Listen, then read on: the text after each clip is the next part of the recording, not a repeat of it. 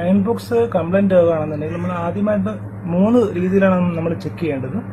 ഒന്നെന്ന് പറയുന്നത് അതിന്റെ പവർ പ്ലഗിന്റെ അകത്തൊരു ഫ്യൂസ് വരുന്നുണ്ട്. ആ ഒരു ഫ്യൂസ് പോർഷൻ കംപ്ലൈന്റ് ആണോ ഇല്ലയോ എന്ന് നമുക്ക് ചെക്ക് ചെയ്യേണ്ടി വരും. രണ്ടാമത് ഈ പറയുന്ന കേബിളിൽ എവിടെയെങ്കിലും ബ്രേക്ക് ആയതോ അല്ലെന്നുണ്ടെങ്കിൽ ബേണിംഗ് സിമ്പിൾ എന്തെങ്കിലും കാണുകയാണെന്നുണ്ടെങ്കിൽ നമുക്ക് കേബിൾ തന്നെ മാറ്റേണ്ടി വരും. പിന്നെ മൂന്നാമത് നമ്മൾ ചെക്ക് ചെയ്യേണ്ടത് ഇതിന്റെ ഹീറ്റിംഗ് കോയിലാണ്. അപ്പം അങ്ങനെ മൂന്ന് ഭാഗങ്ങളാണ് നമ്മൾ മെയിനായിട്ട് ഈ പറയുന്ന അയൺ ബോക്സ് കംപ്ലൈന്റ് ആയാൽ ചെക്ക് ചെയ്യേണ്ടത്. നമുക്ക് ആദ്യം ഇതിന്റെ ഫ്യൂസ് കംപ്ലൈന്റ് ആണോ ഇല്ലയോ എന്നും ചെക്ക് ചെയ്യാം. അപ്പം അതിനായിട്ട് നമുക്ക് ആദ്യം ഇതൊന്ന് അഴിക്കേണ്ടി വരും.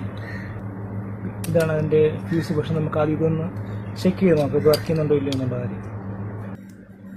ഇത് കാണാൻ പറ്റും, ഇതിലൂടെ റീഡിങ് കാണിക്കുന്നുണ്ട്. അപ്പോൾ ഇതിന്റെ അർത്ഥം എന്ന് വെച്ചാൽ ഇവിടെ ഫ്യൂസ് കംപ്ലൈന്റ് ഇല്ല എന്നുള്ളതാണ്.